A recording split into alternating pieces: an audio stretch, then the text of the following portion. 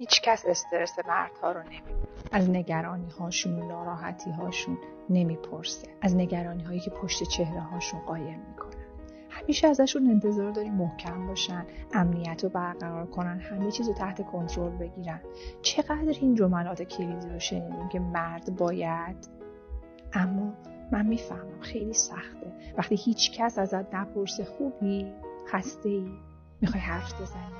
چیزی نیاز داری؟ چون تو همیشه یه تکیه‌گاه بودی. میفهمم که وقتی تو سکوت فرو میری شاید داری با خودت میجنگی، هزار تا فکر تو سرت، اما نمیخوای نشونش بدی چون یاد گرفتی که مرد نباید از ضعفش حرف بزنه. ولی تو هم حق داری خسته بشی، استرس داشته باشی، نیاز به گوش شنوا داشته باشی، حتی نیاز به یه بغل.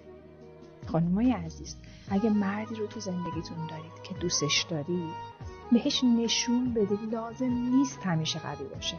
وقتی ناراحته بهش بگید میخوای حرف بزنی؟ من اینجا.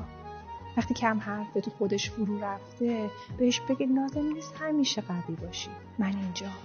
گاهی فقط همین کلمات و جمله ها به یه مرد احساس امنیت و قدرت بیشتری میده.